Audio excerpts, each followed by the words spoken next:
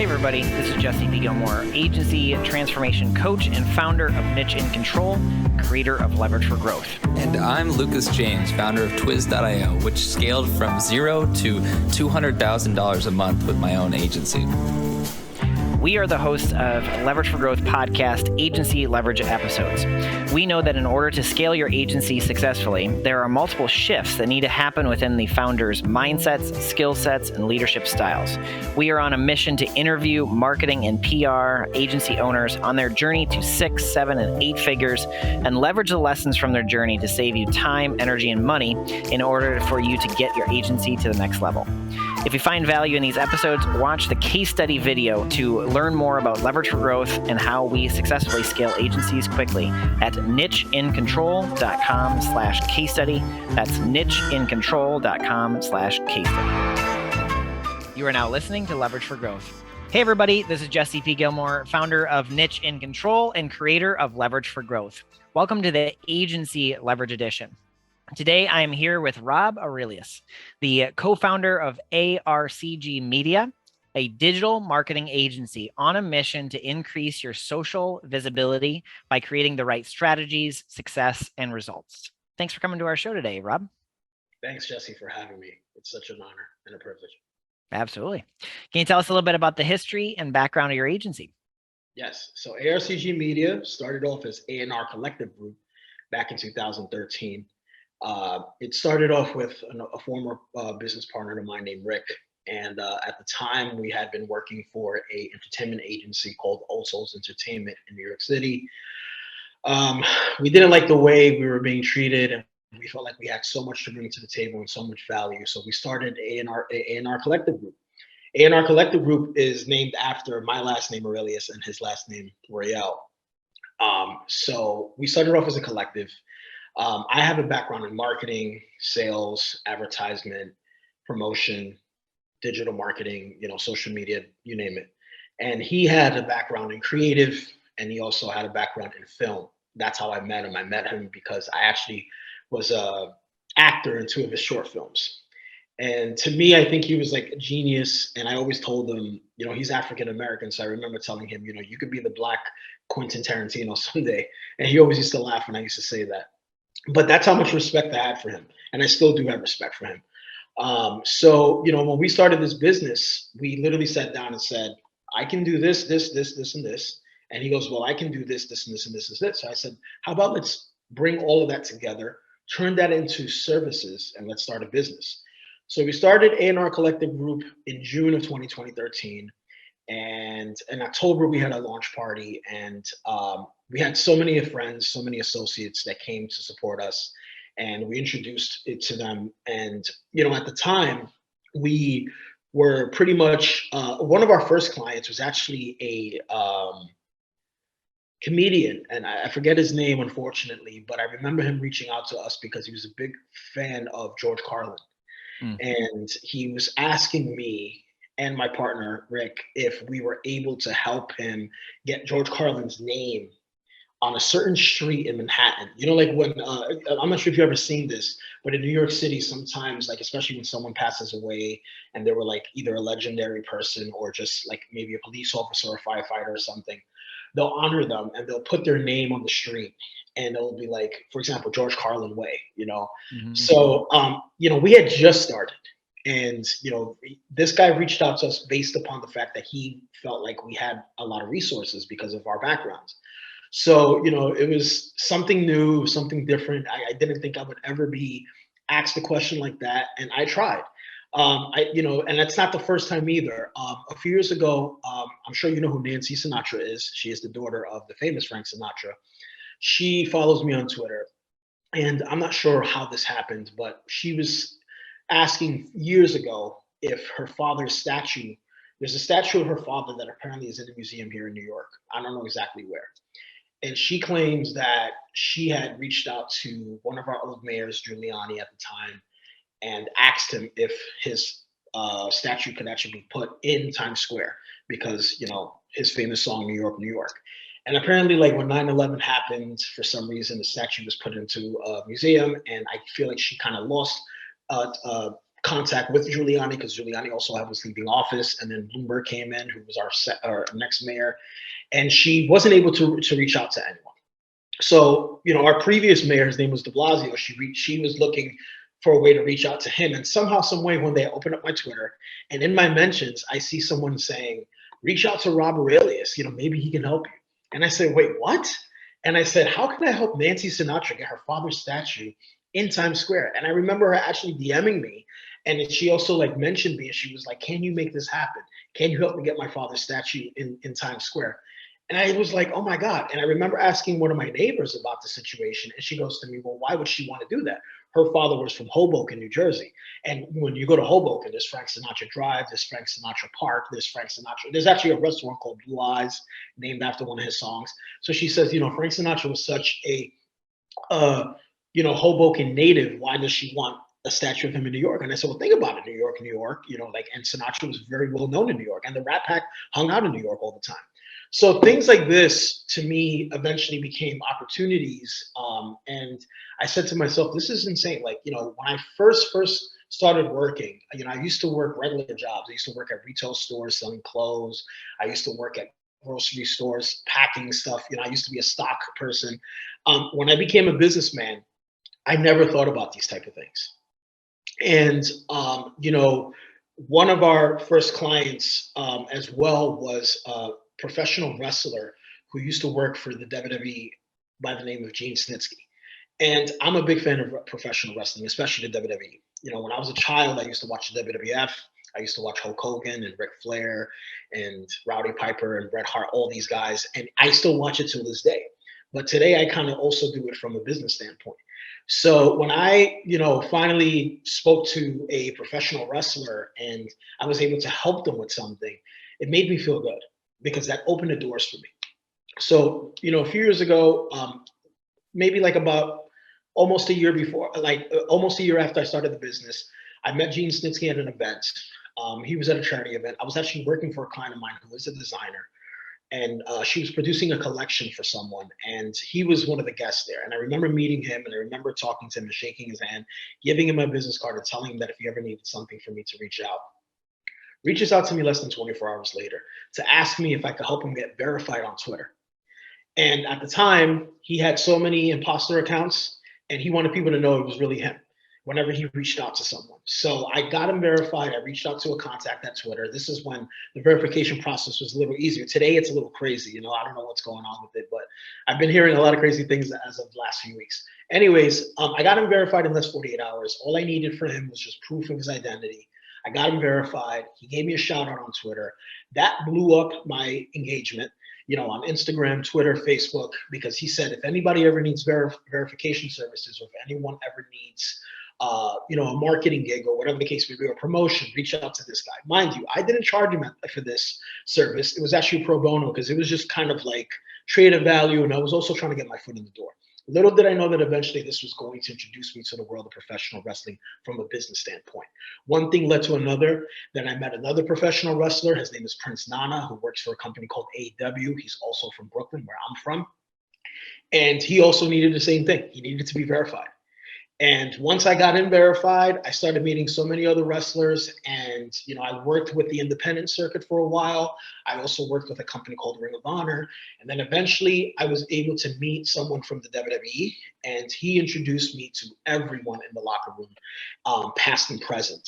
And he goes by the name Brooklyn Brawler. He's a legendary wrestler from the 80s and the 90s. I'm living my dream. The WWE is a big company now. It's a global phenomenon. It's much more than just professional wrestling. They do a lot of things. They have their own community. They do a lot of charity work. They travel overseas. They actually do shows for the troops that are out in different countries. When we had the war going on with, Afghanistan and Iraq and stuff like that, they were going every year, during the holidays, to put a show on for these military people, just to help them feel good, despite all the stuff that was happening in the world. I wanted to be a part of all of that. I love entertainment. I love, sports. I'm a big fan of sports. I love baseball. I'm a big Yankee fan. I'm a big San Francisco Giants fan. I love football. I love watching the Super Bowl. I think the Super Bowl is great. And I love watching WWE. WrestleMania is like the Super Bowl. It's once a year. It's the biggest event of the year for the world of professional wrestling. And I've been going to WrestleMania for 5 years in a row now. Eventually, at some point, when I started helping all these people out, I said to myself, how do I make this part of my business? How do I make this part of A&R Collective Group? So I spoke to Rick, and I said, Rick, these folks, like these athletes and whatever, they could be potential clients. And, we started signing these people. We started offering services to them. A lot of them were doing outside projects. So what they were asking us was, look, WWE wants a cut if I do this through them. So, if I hire you, a smaller agency, what can you do for me? And, that's how things kicked off. Eventually, unfortunately, Rick and I parted ways because we started having some, creative differences. And I thought that I was not going to succeed. I thought that the business was going to go down. And I actually met a new partner. His name is Matty Rock.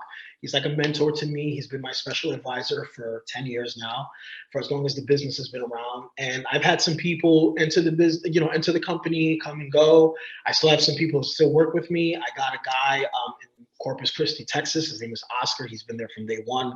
He does all my graphic designs. He does all my flyers. He does all my website management and hosting. So we're actually in the middle of celebrating our 10th anniversary this year. And I'm super excited. I wasn't expecting the company to be this, to go this far.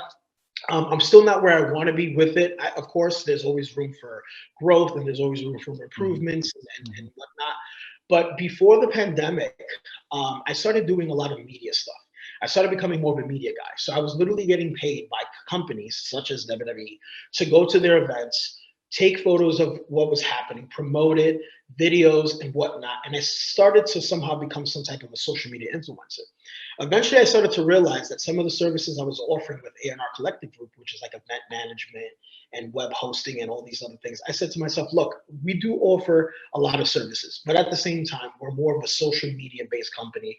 We're more of an online based company, and we're more of a media company. We do a lot of media stuff. So eventually, I decided, I think in 2019, to change the name of ARCG Media, A&R Collective Group to ARCG Media. And we became a media company. And then eventually, unfortunately, the pandemic came in 2020. And because my business is based online and a lot of it was social media stuff, unfortunately, I did lose a lot of clients. A lot of my clients were like, hey, I'm not going to be able to afford to pay you. I'm not qualified for this PPP loan or whatever it was that they were giving out at the time. And they were like, we're going to do a recess. We don't know when we're going to be able to come back, but we just can't keep the retainer with you right now. That unfortunately put me in a funk because, for the most part, the entire world was shutting down little by little. And that caused a lot of people to, lose it because a lot of people were stressed out about if they were going to pay their mortgage, their rent, their car, all this stuff. And I was one of those people too that unfortunately did not qualify for a loan. So I had to start looking for options. And what I started doing is I just started reaching out to friends on LinkedIn. I started reaching out to friends on Facebook, Instagram, Twitter, everywhere. And I was like, look, if you are starting a business at home now, because you have so much time in your hands now, please, if you need marketing, if you need promotion, whatever the case may be, even if you have a small budget, let me know. I will work with you. And, around that time, I spoke to a good friend of mine who's a very legendary person. I'm sure you know who he is. His name is Ric Flair. He's one of the greatest professional wrestlers of all time. And Rick and I were talking, and I talk about this a lot in most of my interviews, but it's a beautiful story for me, and I always love sharing it. I reached out to him because, unfortunately, a few years ago, he wasn't doing so well health-wise, and we almost lost him. And I was just keeping up with him. I was trying to see how he was doing, see how his marriage was, because he had recently got married. And we were just talking, and he asked me, how are things with you? How are you handling this pandemic? And I said to him, to be honest, I'm embarrassed to tell you this, but I'm really doing terrible. Like, I'm doing really bad. Like, I don't know how I'm going to pay my rent next month. I don't know how I'm going to help my family pay the bills next month. And he goes, oh, I'm sorry to hear that. He goes, is there anything that I can do for you? And I said, well, look, I'm not also the type of person that's going to go around asking people for favors. I'm not going to be asking people to let me borrow money, whatever the case may be. So he goes, well, what do you think I can do for you? And all I said to him was, well, I'm doing the best I can. My company is celebrating its 7th anniversary. At that time, it was the 7th anniversary in 2020. And I said to him, and I'm just trying to get people to recognize my business and know that my business is out there to help. So he goes, well, what if I do a video for you, congratulating you for the 7 years and probably give you like a shout out and let people know that your company is, there to provide services. And I said, I would appreciate that. Normally Ric Flair charges for these type of things. And I remember one time I asked him, like, how much would you charge for a video? Because I was working for a client at the time who had a cigar store. And he said, how much would Ric Flair charge me for a video to endorse me? And I remember asking him and he goes, I normally charge 50,000. I don't go any lower than 30, but he was like, if it's for you, 10,000. And I said, geez, $10,000 is a lot of money. So I remember telling the guy, and I was like, look, are you willing to pay him 10,000? 10,000. I said, he's charging 50. He's actually giving you 40,000 off, if because it's me. Mm-hmm. So anyways, I told him, look, I hope that this is something that I don't have to end up paying a lot for in the future. He goes, don't worry about it. Just send me your email address and I'll send you something in the next few days. Evidently, the day before my anniversary, like around midnight, I got an email from him and I opened it up and it was a video where he's congratulating me for 7 years. It broke my, I was in tears because never did I ever imagine, especially, with Ric Flair not even being a client of mine, never did I imagine ever receiving any type of endorsement or such a beautiful message from someone. And, it was a little funny because he was in character. He was saying a few things that he normally says. He was wooing in the video. But believe it or not, Jesse, this video, when I actually posted it, I had lost about 20 clients. I remember writing down the amount of clients that I lost. And I was like, I lost 20 clients. That's a lot of clients. And I literally gained 20 plus more after I posted that video. Because then everybody was reaching out to me. I saw the video Ric Flair did of you. I saw the, what can you do for me? I heard that you're an agency, a marketing company. What are you doing? How can you help me? And then people started, like I remember Oscar calling me and telling me, Rob, there was a spike overnight on our website the day you posted that video. We had like about 2,000 people, 2,000 like visitors on our website. And I said, I don't believe it. So he sent me the stats because, you can track the stats. Yeah. And I said, these are all organic. These are all real people. He goes, oh yeah. And, ever since then, I do have to say thanks to Ric Flair and just overall, like the support that I've received. ARCG was back on track. Yeah. And it's been back on track. And, as the recession and unfortunately the pandemic that we were dealing with and kind of still dealing with, things started getting better. People started going back to work. Some people created their own companies, their own businesses, their own brands during the pandemic, and they're still running it till this day. Some of them are running it as a side hustle. Some of them are running it as a full-time job. And, I'm able to assist these people. So I'm thankful for that. I'm thankful for the 10 years that we're celebrating in June. And, like I said, I'm having the time of my life. I'm so thankful for everything. And most importantly, not just the fact that I have my own business, but I also want to be able to help contribute and help people in the future.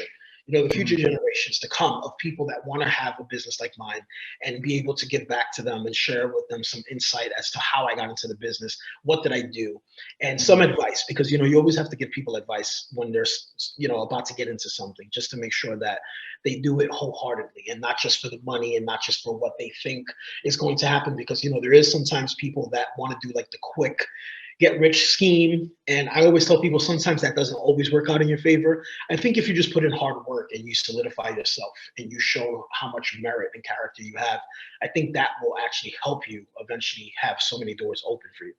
Mm-hmm.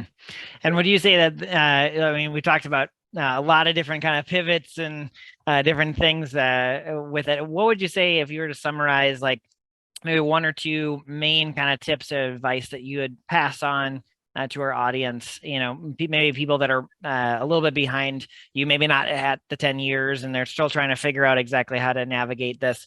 Could you summarize kind of like a little bit about advice and tips for them? Of course. Look, the average business, and you and I both know this, doesn't survive. We've seen a lot of mom and pop shops close, especially here in New York. There was a lot of mom and pop shops that were open for years. Like, for example, Cat's Deli, which was around for so many years, finally closed its doors. Why? Because sometimes what happens is time changes. You either adapt or you perish. And this is something that I think people should focus on, is either adapting with the times, which is the now, or you're going to perish. A lot of companies like to be old school. I noticed that when you go to diners, sometimes they want to have the old registers that they used to type in. They don't want a touch screen, and that's fine. But the thing is, you have to understand at some point that register is going to stop working. and you're going to need a new register. And now they don't make those type registers anymore. Now the registers are touchscreen. So my advice to people is, if you have an old school mindset, that's fine. If you're an old soul, that's fine. That's beautiful. But try to make sure that you adapt and keep up to things, keep up up to date with things, because the fact of the matter is that makes customers feel better and feel comfortable. Sometimes people feel like, oh, look, if I'm hiring you for something and you're using old technology, how advanced can you be? How much value does your work have? If the work that you're offering to me, like, how much value does it have if you're still operating from like a very old fashioned standpoint? So my recommendation, my advice to people is adapt, take advantage of technology. There's so many things today. There's cameras that phone cameras, like the iPhone. Like I personally have an iPhone because I love the camera. I do a lot of digital marketing. I do a lot of photos and videos. And when I don't want to walk around with my camera, I use my phone. So make an investment. Always remember, if you're starting a business, everything is an investment. It's eventually, it could also be a write-off as well too. So if you need to get a laptop, invest in that. If you need to get a tripod and a camera, invest in that. If you need to get a small office space just to work out of, so you can have your own space to yourself, and you can have somewhere to operate from, and possibly have like people come and have a meeting with you or whatnot, I recommend that. Don't meet with people at coffee shops. That's something that worked back in the day. Today, if you have your own space, if you just show people that you are established, people will take you more serious. You know what I'm saying? And that's what I try to tell everyone that I speak to. You want your company to last long. I didn't think ARCG was going to be over 10 years, and here we are. But if you want to last long, just be honest, be truthful, be respectful. If you ever have issues, because it might happen, if you have issues with a client or with a business that you may partner up with or affiliate with, don't try to burn bridges. Try to find a solution. Even if you guys are still going to part ways, try to part ways with someone the right way. That's what's happened with me. Unfortunately, there has been some people that I partnered with, parted ways with.